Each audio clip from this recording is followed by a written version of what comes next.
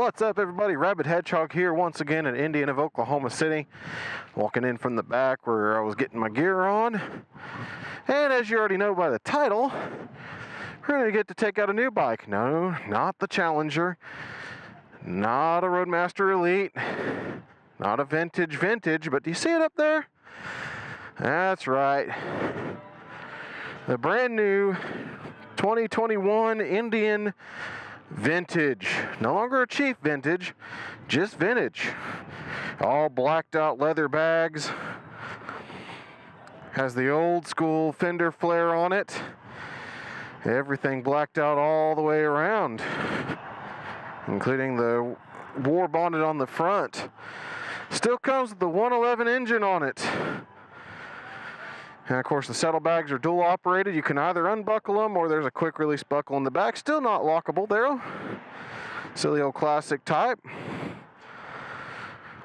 Kind of get a look at this machine now. The cool thing about this dark horse is, unlike the other dark horses, this one's actually less in cost. This one starts under 20 grand because they got rid of the Chief motorcycle in between. So there's no longer a Chief dark horse whatsoever. Still got the old school power button right there.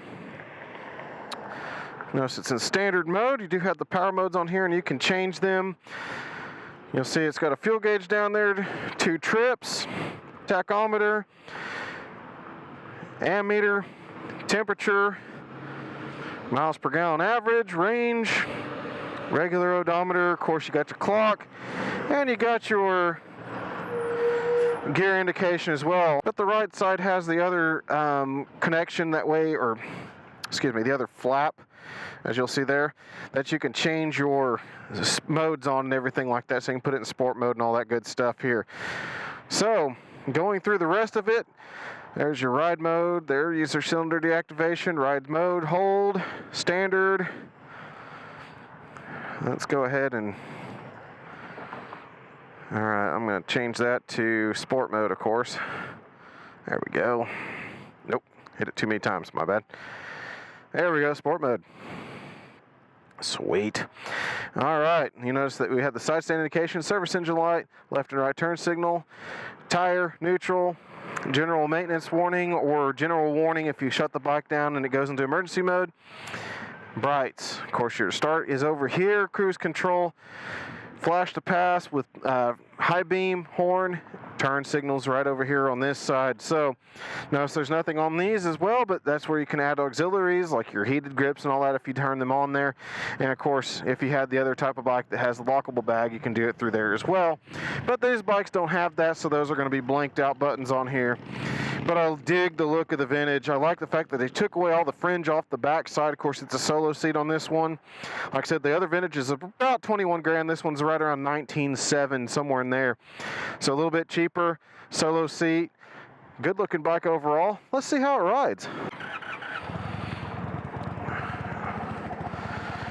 All right, jumping on here.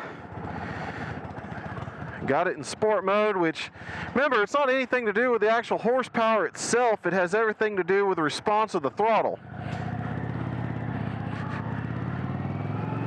I just like having a quick, nice little twitchy response on the throttle, that's for sure. All right.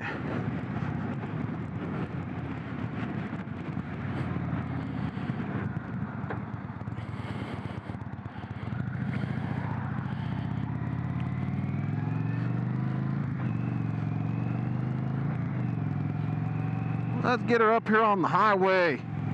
I like these big, fat, lazy bars on this machine here.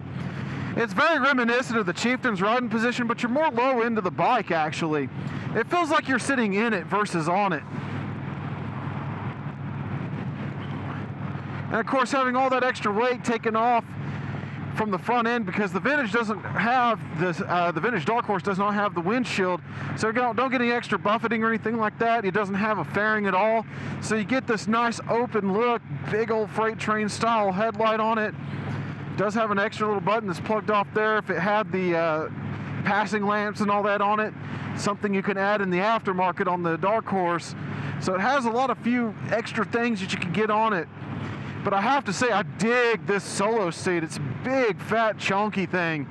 and it's super comfortable right now. Now, Indian has migrated all of their bikes over to the touring style chassis and suspension. So you get the same air shock below that you do on the bigger bikes, the Chieftain and the Roadmaster. And of course, this bike is much lighter, so it doesn't have as much work to do. And it's just comfortable. Oh, this is just a comfy machine. I climbed on it and immediately felt like I was home, actually. Like, you can see, I am a little taller. I'm 6 foot tall. My end seems kind of short, 32 inches, because I got a long trunk. So I have to hunch over just a smidge to get to the bar due to the height. But my arms are also a little weirdly short, oddly enough. But to be honest, like, it drops straight down my elbows, or straight down my elbows from my shoulders and straight out. So it's a nice, comfortable, relaxed position. But you see my knees do come a little bit above the tank. I wish it was just a smidge longer. I believe my Chieftain feels like its controls are just a little bit more forward than this. Maybe not. It just feels like it, possibly, because maybe it's because I got the highway bars and I do kind of move my feet a little bit more forward. But nonetheless, it's a comfortable ride, and it's immediately at home. And without all that extra weight from the hard bags and all that, this bike is light, and it feels light. Now, and granted, the bike is still close to 800 pounds. There's no doubt about it. It just doesn't feel that way. Man, I wish people would understand construction zone and be nice and do the speed limit, but no, we're going to kill each other out here. Anyway,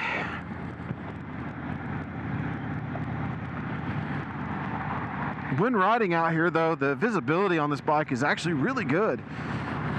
Got good side-to-side visibility on it. The mirrors are fantastic. They're out there quite a bit. I can see just lane on this side. I need to adjust this one out so I can get my shoulder out of it, but I still see just fine over to the other lane of traffic and behind me. The mirrors are crystal clear. The engine is not that vibe heavy whatsoever. We're currently in 6th gear and I'm doing only 45, so I'm not really bogging this engine down. It is on the lower end of what it wants to do, so I'm a little bit out of the power band. We're at 1700 RPM right now.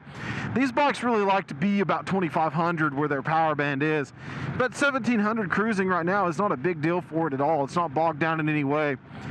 It's just comfortably riding right along. Like I said, everything is smooth. And the 111 has been a proven engine. And of course, they carried the cylinder deactivation over. They've carried quite a bit of the technology over, the ride modes and all that, to this one. And that's just pretty cool stuff right there. You get some extra niceties. And I love that sport mode. Sport mode is just that really quick throttle response. Tourer mode is normal throttle response, and rain mode takes it away, and got to get about a crack of a quarter throttle before it really starts to go. But sport mode's where I love it. I like twitching right off the go, and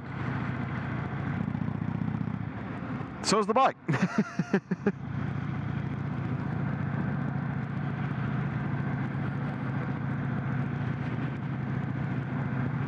Now, I have rode the original vintage, and I have to say that, you know, we got quite a bit of wind. You'll see that. We're going to go into the wind here momentarily, but we got about 25 to 30 mile an hour winds today.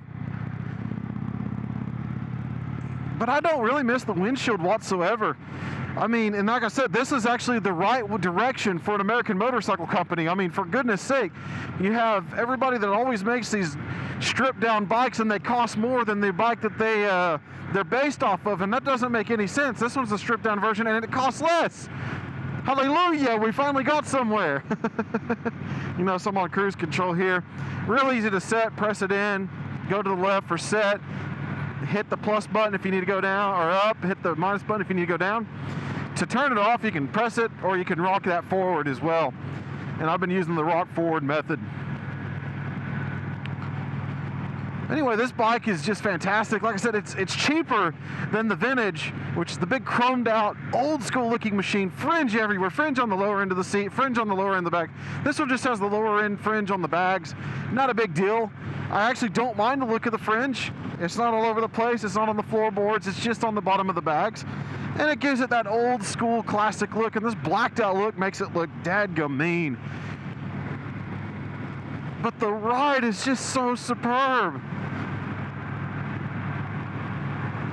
I'm actually finding this ride, with its rake, with the less weight and everything like that, even better than my Chieftain. It's so buttery. This kind of fits my attitude. I kind of like it.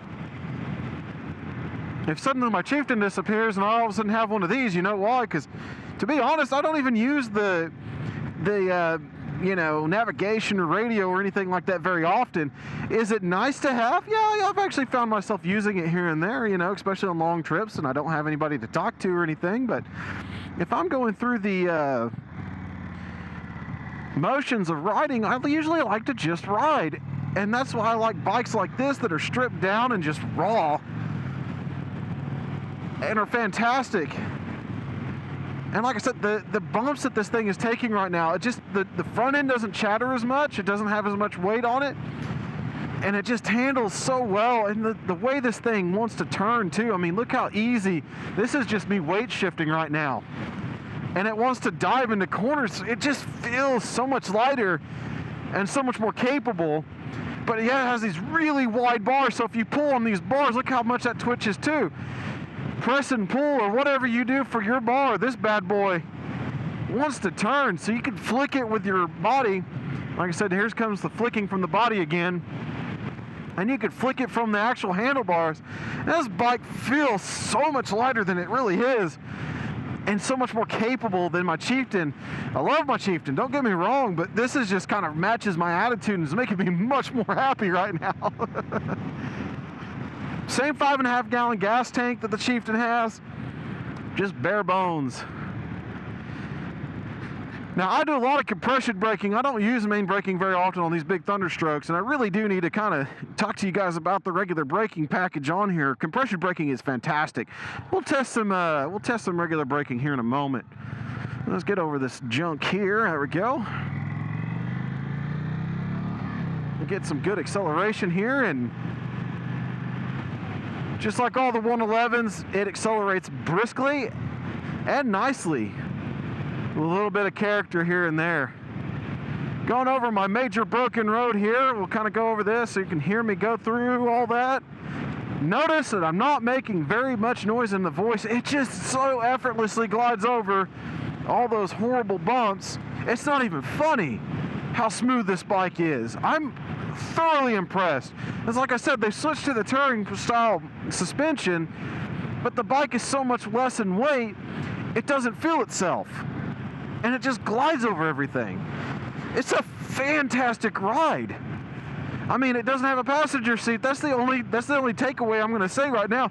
Kind of wish I had a passenger seat, so if I ended up deciding to get it, then I don't have to worry about my wife having a place to ride. I have to buy a new seat for this one. But it's so comfortable. I mean, this seat is just wonderful. As a stock seat, it just feels awesome. It cups you right. You sit up nice and straight. A little bit of, like I said, arch to the back just because of where I'm at, but it's because I got to get down to the bar a little bit. All right, let's go to the... Ooh, yes. Good feedback on the brake. Nice positive braking. Look at that. Gets a little front end dive here and there, but those front brakes are fantastic. Great bite. Back brake has great feedback as well. Very good braking package. Like I said, though, this particular machine, the 111, is such a good engine braking motorcycle. I don't find myself really using the main brakes very, very often. I usually just kind of tap on it to give a light and bring it down by compression braking, but it definitely can pull itself to a stop. Now, like I said, I'm riding straight into the wind right now. We'll go ahead and go over to the tacho here, and we're at a, probably hit too many buttons, there we go, 1700 RPM again, because I'm about 45 miles an hour. Like I said, this is not bogging this engine whatsoever. Some people were asking if it does. It really doesn't. The Thunderstroke has such a very wide range of power. The only time it runs out of breath is when it's getting close to the about 5100 RPM red line. It's the only time it really starts to. It's more of a about 2500 RPM is where it gets a mid-range. Is where it really picks up, but it really has a lot of low-end grunt at the same time. So right off idle to go, it really steps up into its own game. And I'm going into the wind. I do not miss that windshield right now at all. I know we're not really doing that speed right now, the highway, but it's not really that bad at all going straight into the wind. That's about 70 mile an hour winds when you put them together at 40 miles an hour plus the 30 going into the wind.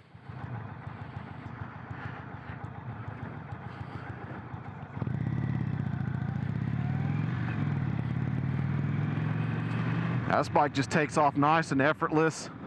Those brakes are fantastic. It's able to pull this big heavy machine down. Turning, like I said, is remarkably awesome on this machine for such a big girl.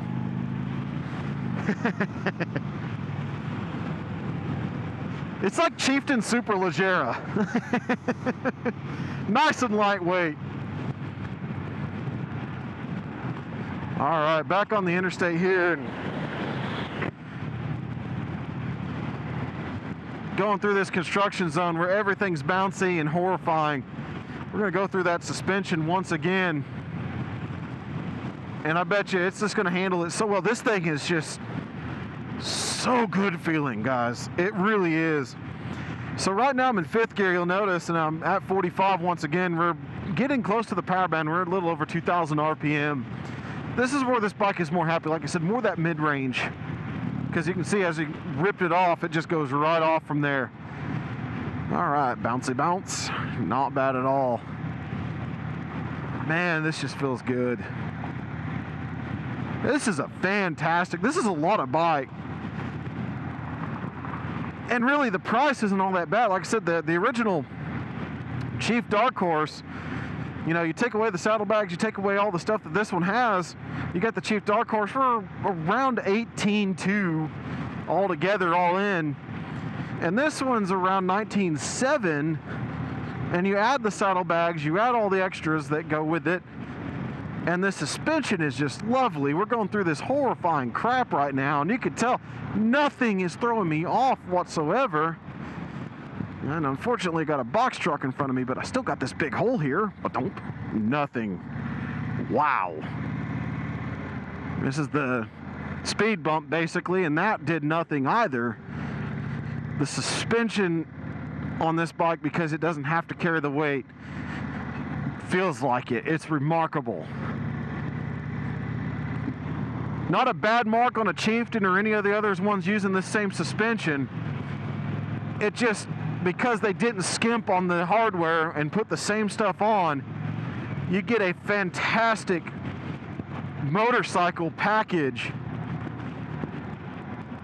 that's got the same amenities as your Chieftains, as your other bikes like that, for quite a bit less. And like I said, I'm not missing the windshield at this time. And we're back going straight into the wind now. We're about to catch back up to highway speed when I clear the zone here. You can see this thing just burbling right along, going over these bad broken concrete roads for this construction zone, and it's not doing anything, not throwing me off the seat, no bucking, no weird, no oddities whatsoever. Catching back up to speed now. We pull out from behind the box truck so I get full wind. Catch to main highway speed, which around 70 miles an hour for most of your highway speeds, you're running around 2,650 RPM, so you're right within your power band. This bike is in 6th gear at this time. And you'll notice I'm not really getting buffeted by the wind. If you watch my camera, I know it kind of gives you a hint of movement maybe because it's a GoPro, but in reality, I'm not really feeling much buffeting whatsoever because the seating position has you down in the bike. It doesn't have you above, that you're able to just kind of hold your head very nicely, get some good head checks for traffic, do everything you need to do. Notice I still got free movement ahead despite the speed and going straight into the wind. So overall, even without the windshield, it's still a comfortable motorcycle because you're down in the bike. When you're down in them, it helps your seating position and it helps your neck position to stay out of the wind and keep you from being a bobblehead like this. This is just perfect, actually. I don't mind this whatsoever. Of course, make sure you're wearing a good helmet that can block the wind. This is a Scorpion full face helmet that keeps the wind from really buffeting me that bad, and it's a very, very good helmet to go with this bike because I can turn my head and I don't get any weird blast at all either in the neck curtain or anything like that. So we've got very good position, very clean ride. You can add the windshield obviously because it is just a quick release on the Vintage, so you can do that with this bike as well. It adds a little bit more cost, of course, about $400, $500, $600 to $700 maybe if you want a taller one. But I like this bike as it is.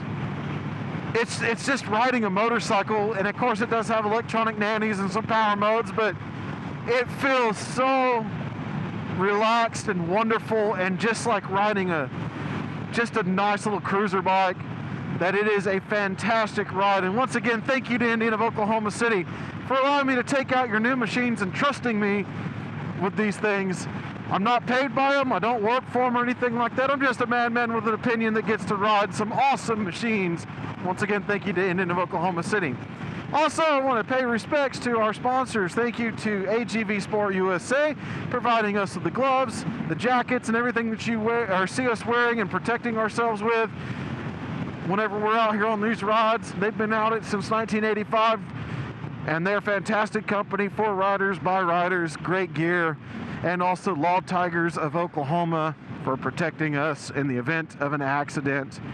So at any rate, if you're looking for an awesome bike that straddles the line between cruiser and big touring bike, and you just don't want to commit to the full-size touring dressers or baggers with the full fairing and everything, guys, this bike is a fantastic ride.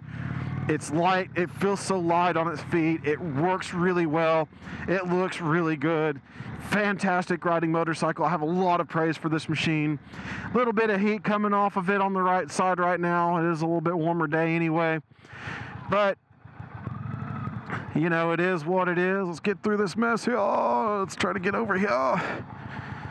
But guys, this bike is a fantastic motorcycle, a great ride.